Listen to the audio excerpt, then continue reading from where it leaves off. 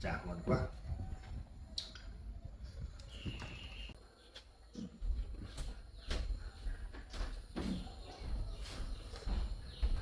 Mẹ. Con chuẩn bị đi làm. Vâng ạ. Con các con tí nữa con phải xuống trưởng thế mẹ. Hôm qua mưa gió to nữa. Bây giờ cô Hoa xin nghỉ về thăm mẹ rồi. Không ai ở dưới nữa. Chắc lúc nữa con xuống xưởng xem như thế nào ạ. Thế hôm qua đi nhà cô Hoa xem sức khỏe của mẹ cô Hoa thế nào con? Mẹ cô ấy cũng đỡ rồi mẹ ạ. Hôm qua con cũng vào đưa cô Hoa đến nhà, con cũng ngồi một lúc thôi mẹ. Con cũng hỏi thăm sức khỏe của cô ấy xong là con cũng xin phép về rồi. Con không ở lại được, con cũng không biết như nào. Hôm qua lại mưa gió to nữa thì không biết nhà của cô ấy với con Hoa có bị làm sao không? Lúc mẹ nói chuyện với cô Hoa, cô ấy bảo gia đình chỉ có hai mẹ con. Vừa mẹ cô ấy lại ốm, con nên tạo điều kiện cho cô ấy lên thăm mẹ thường xuyên. Con biết rồi. Với lại dịp này xưởng cũng nhiều việc. Xong cô Hoa cũng không có điện thoại để liên lạc với mẹ, cho nên là cũng không biết được là công việc ở với mẹ cô ấy như nào. Bây giờ thì công việc cũng đỡ đỡ rồi thì con sẽ cố gắng tạo điều kiện cho cô ấy về thăm mẹ. Bây giờ con cũng mua cho cô ấy một cái điện thoại rồi mẹ ạ. Ờ, để cô ấy có việc gì cô ấy liên lạc với mẹ cô ấy cho nó dễ dàng hơn. Thế thì tốt rồi con ạ. Để cho cô ấy liên lạc với mẹ. Dạ. Mẹ ơi, thế bây giờ con đi làm đi mẹ. Con xuống xưởng xem như nào đấy nhé. Thế cứ đi làm. Dạ.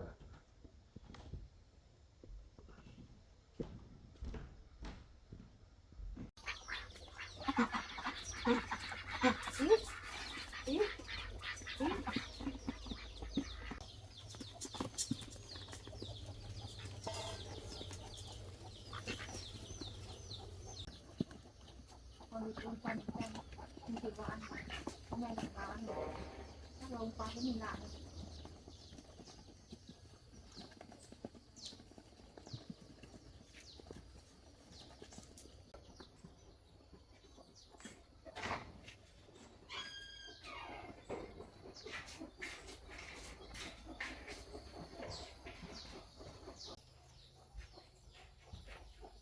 Mẹ ơi, con cho cái có việc ăn không đấy mẹ.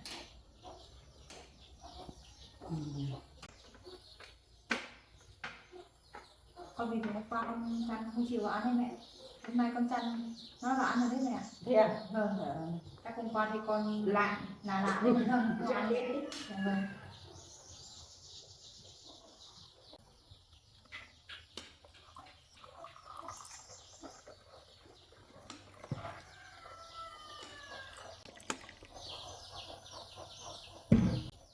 Đây luôn đi này.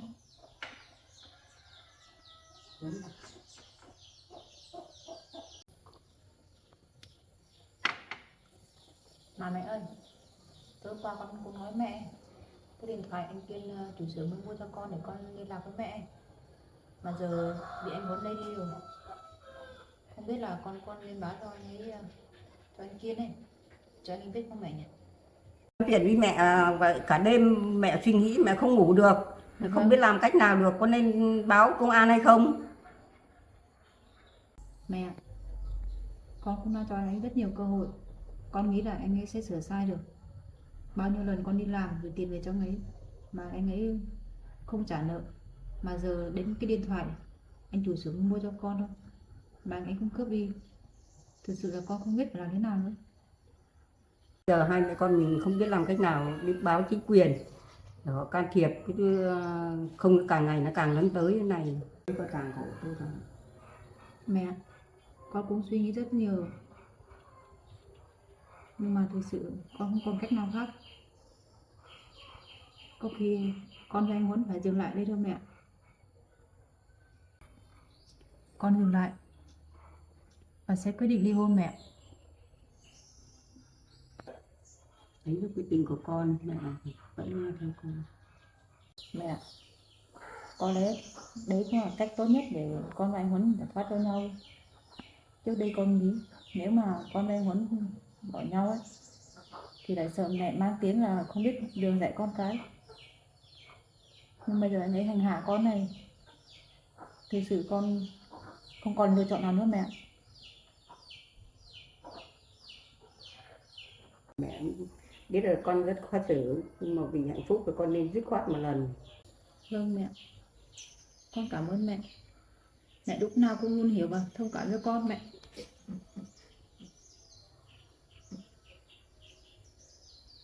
Thôi các bạn đừng suy nghĩ nhiều.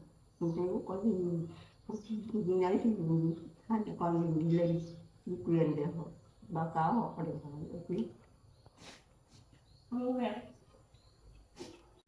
Thôi các bạn không khóc nữa. Nếu không có thì hai mẹ con mình đi lên báo cáo chính quyền để họ giải quyết. Không mẹ. Mẹ đừng buồn vì con nữa mẹ. Thôi con ạ, hai mẹ con mình đi sớm cũng có sợ ông Huấn nó lại quay lại làm phiền. Dạ vâng mẹ. Thế con đi lấy áo khoác mẹ. Đây xong chưa? Là được rồi mẹ. Hai mẹ con mình đi này.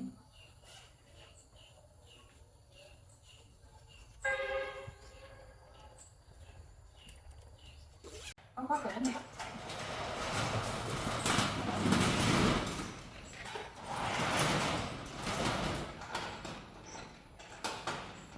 Con khoác xong rồi mẹ.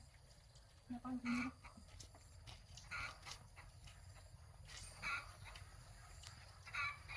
Mẹ ra trước, con đóng cửa.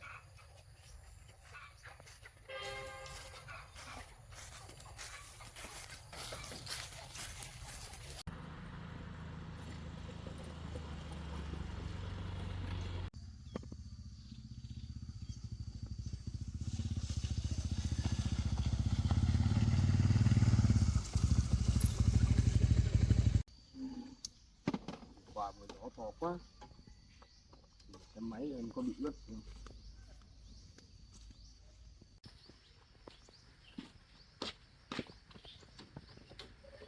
Mệt quá, đưa không phạt đến, chắc không sao. Mình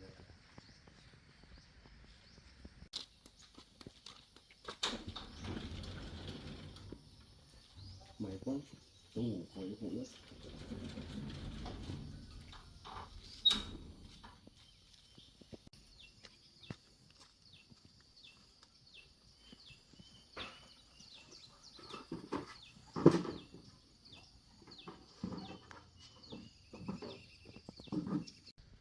Dưới này mưa to thế, không biết trên nhà cô ấy có bị làm sao không nữa. Mình cứ cảm thấy lo lo như nào. Thôi chắc mình phải điện hỏi cô ấy xem tình hình ở trên như thế nào đó.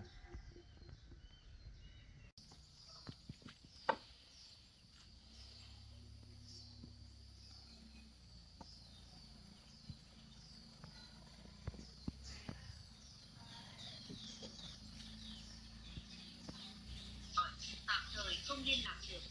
Khi quý khách vui lòng gọi lại sau. Sao? Sao lại không liên lạc được?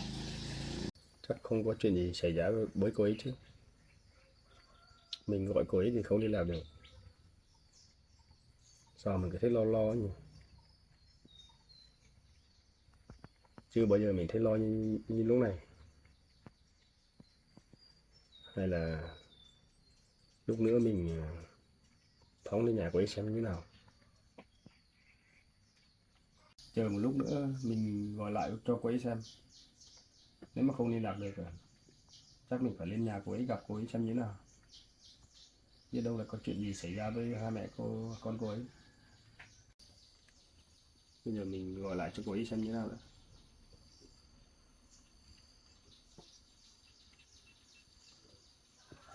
Thuê bao quý khách vừa gọi, tạm thời không liên lạc được.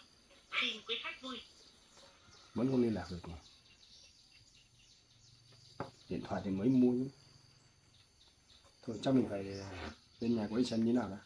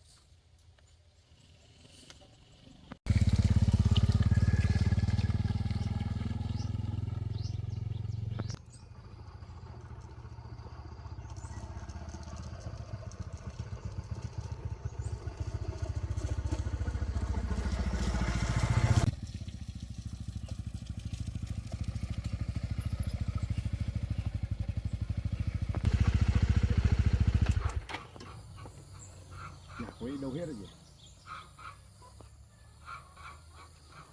Mình vào đây thử xem nào.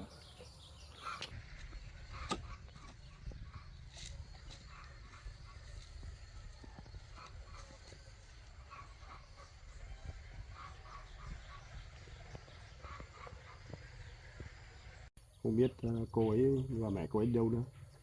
Nhà thì khóa cửa. Cả nhẽ nào cô ấy và mẹ cô ấy là đi nhà chồng cô ấy nhỉ?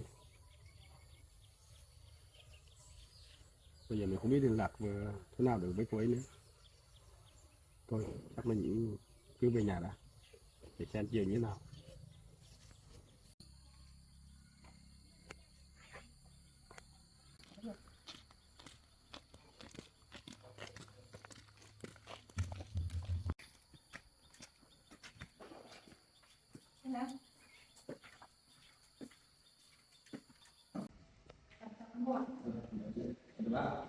Em bây giờ ghế cho bác thôi.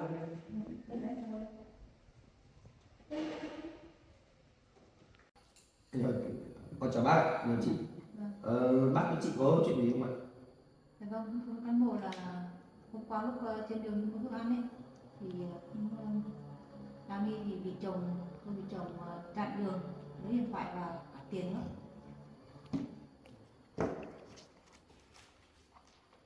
Chồng chị chặn đường điện thoại. Dạ vâng. Em ghi cho anh biên bản nhé. Rồi.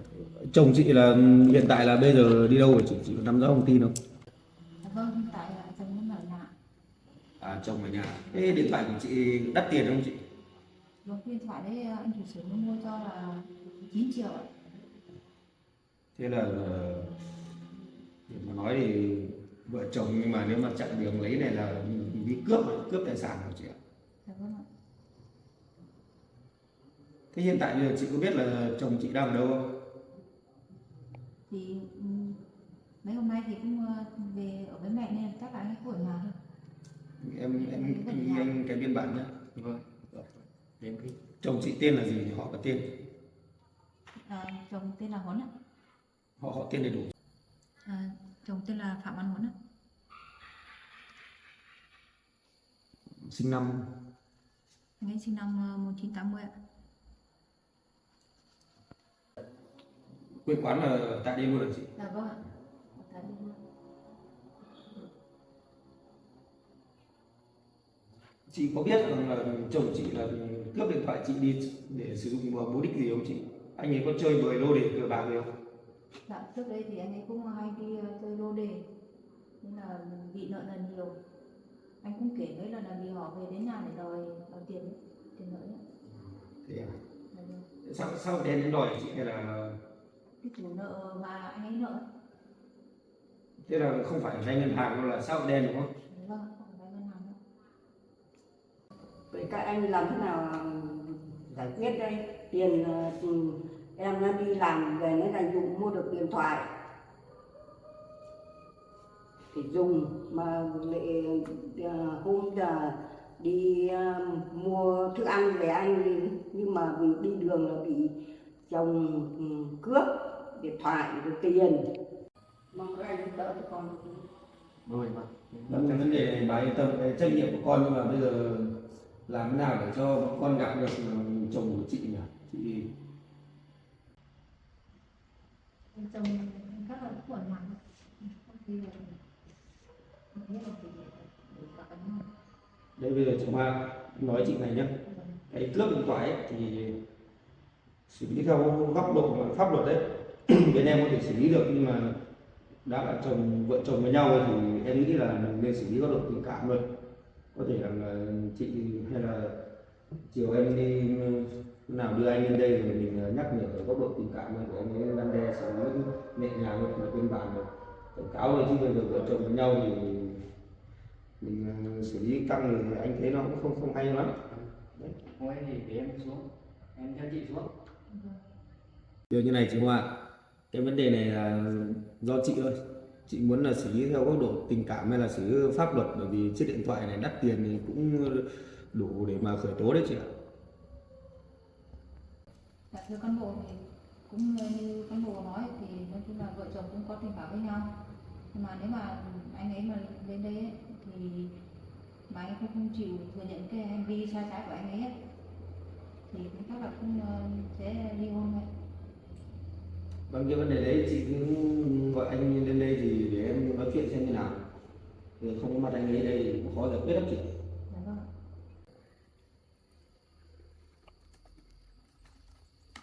Bây giờ chiều nhất Vâng anh. em cùng chị Hoa này xuống nhà chị để đưa chồng chị lên đây. Vâng anh. Em cứ xuống em bảo là bây giờ là chị Hoa bị cướp điện thoại ấy, bảo anh ấy lên đây để nói chuyện. Cứ nói như thế được. Vâng anh. Ừ. Thế chị dẫn em xuống nhà chị nhé. Vâng.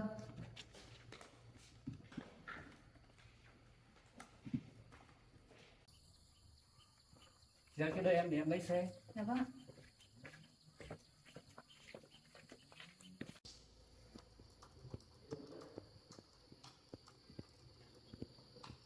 Bà, bình thường thì chồng chị Hoa có chịu làm việc không bà, hay là chỉ suốt ngày đi đánh lô đề cờ bạc thôi?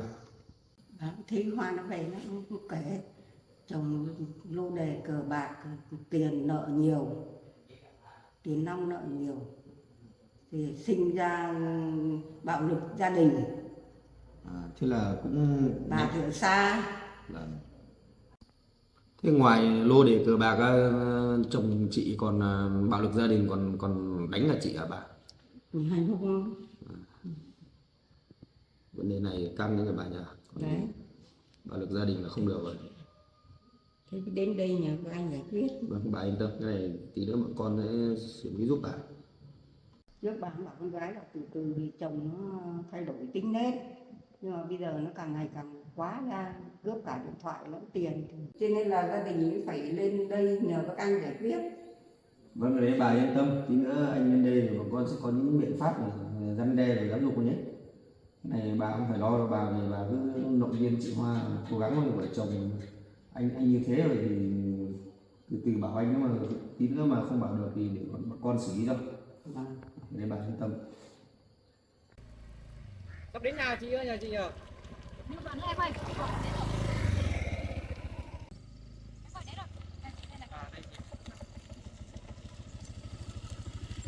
Thôi chị cũng khai.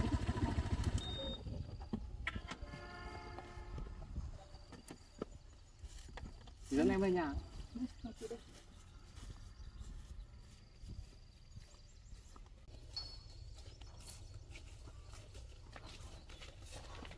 đây có nhà em ơi. Có nhà em ơi. Rồi. Em chào anh nhé. Vâng, chúng ngồi đi.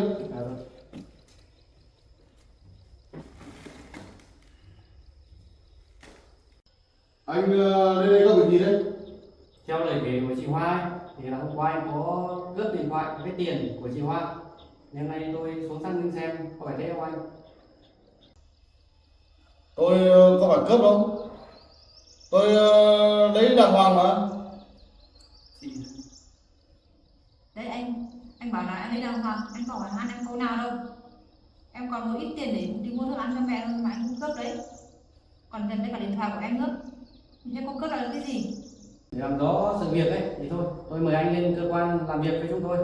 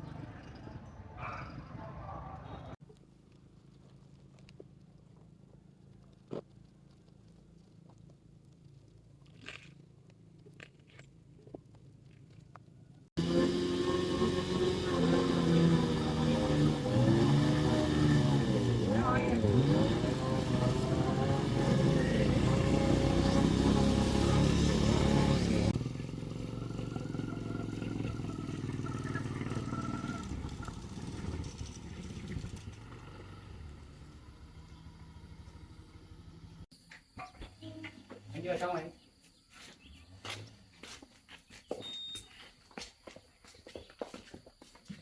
Bạn yên tâm, lên đây có xử lý đâu. Mấy em đưa người đến.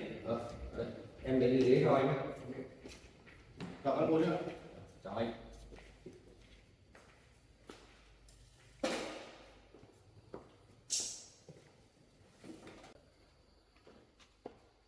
Em chỉ muốn không đấy.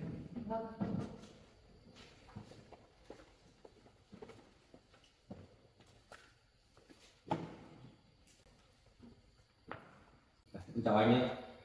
Đấy, lúc nãy thì em cũng nhận được thông tin của chỗ đồng chí Triều và bà với lại chị Hoa. Thì nhận thông tin là anh lấy điện thoại của chị, anh lấy đi với mục đích gì?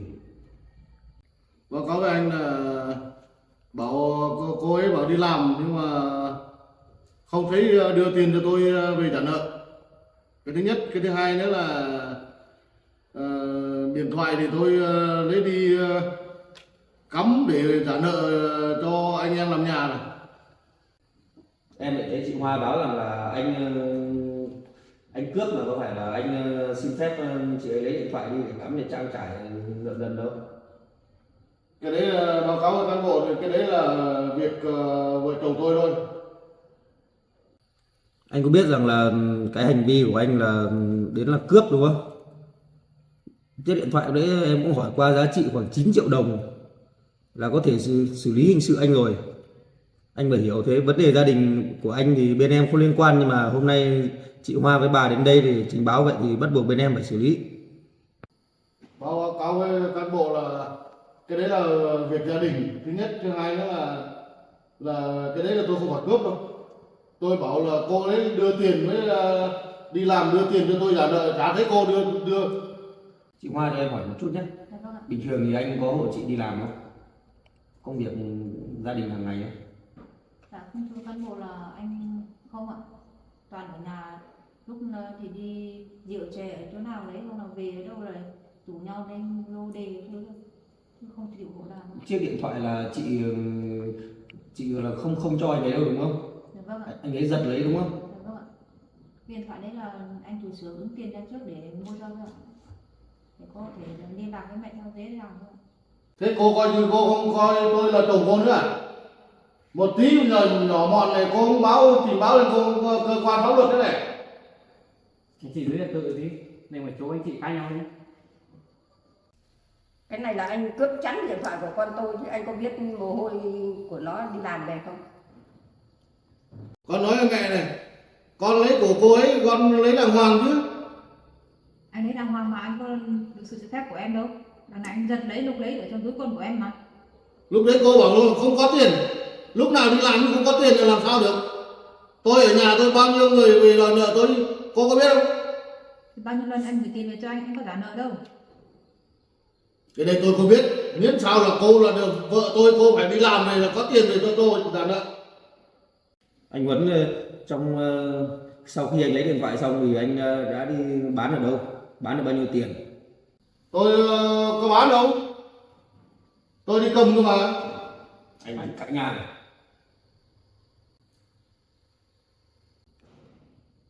Anh không cãi cụt như thế được. Bây giờ anh cứ thành khẩn anh nói với em đi, anh điện thoại rồi anh cắm ký hay là anh để chỗ quán nào được bao nhiêu tiền?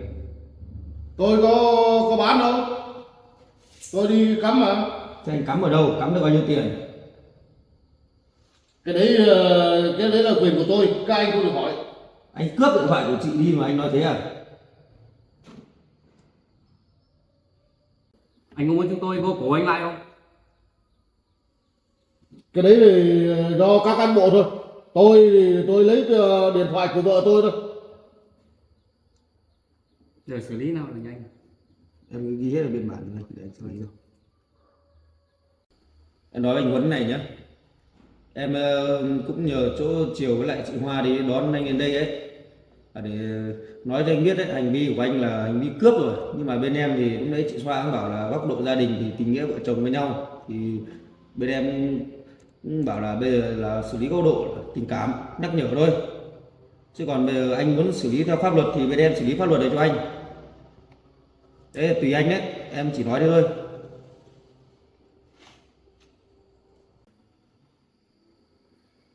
Đây anh suy nghĩ xem.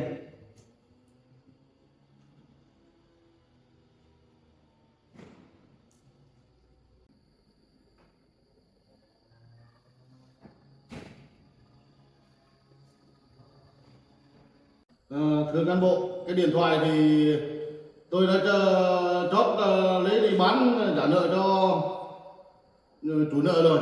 Bây giờ thì mong cán bộ với mẹ với cô Hoa này liệu có tha thứ cho tôi được không? Giờ tôi cũng biết là cái hành vi của tôi là cũng sai, làm thế cũng sai. Mong cán bộ với mẹ với cô Hoa xem xét như thế nào. Em nói với anh từ đầu rồi, cái này thì nếu mà bên chị Hoa mà chị ấy cũng không có văn bản hay là đơn từ gì đến bên em thì bên em cũng không xử lý anh được. Bây giờ do bà với lại chị Hoa thôi, xem như nào, có tha thứ cho anh hay không. Dạ vâng, thưa cán bộ, nếu mà anh Huấn mà biết hối lỗi này thì sẽ tha thứ cho anh em một lần. Còn nếu mà anh còn tái phạm nữa thì lần sau nữa thì sẽ không thể tha thứ được nữa. Có niềm tin nói thế thì mong cán bộ cho một cơ hội nữa. Vấn đề là anh Huấn anh có thay đổi hay không?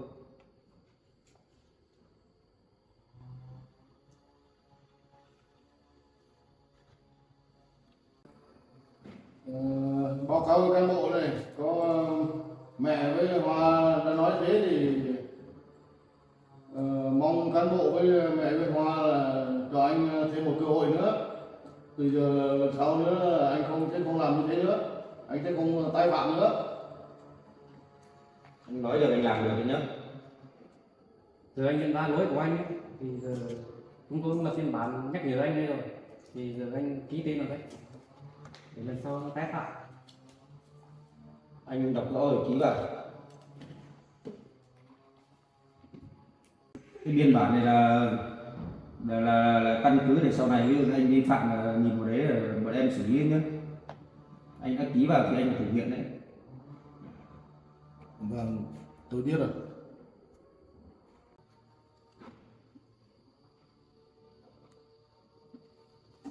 Đây cán bộ ơi. Rồi.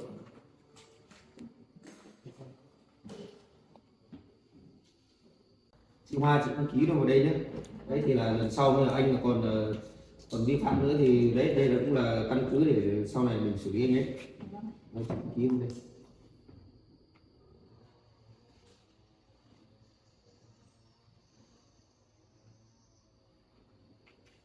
Cán bộ. Cảm ơn.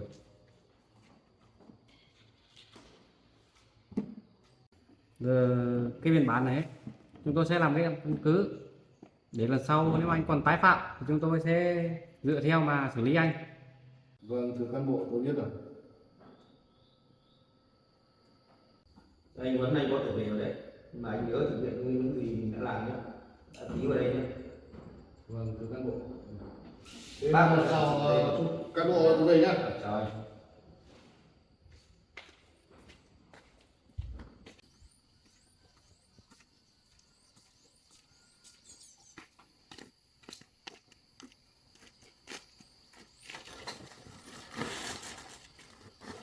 Chồng với nhau mà cái Hoa mà nỡ lòng nào nó báo công an được đấy.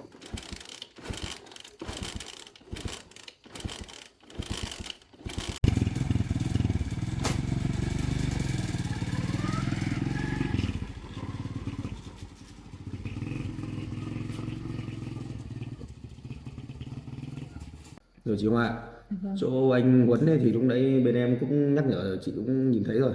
Còn giờ chị về thì với bà thì cứ theo dõi anh xem như nào. Anh có thay đổi hay không, thật sự thay đổi hay không. Nếu mà anh mà còn như vậy nữa thì bà với lại chị cứ lên đây, bên em xử lý cho. Đây là trách nhiệm bên em luôn mà. Vì cướp điện thoại thì để mà nói thực sự thì bọn em có thể xử lý theo góc độ pháp luật được. Nhưng mà đấy chị bảo là thôi vợ chồng với nhau tình cảm thì mình xử lý góc độ tình cảm thôi, mình nhắc nhở. Tôi cảm ơn cán bộ đã giúp đỡ hai mẹ con tôi cảm ơn rất nhiều.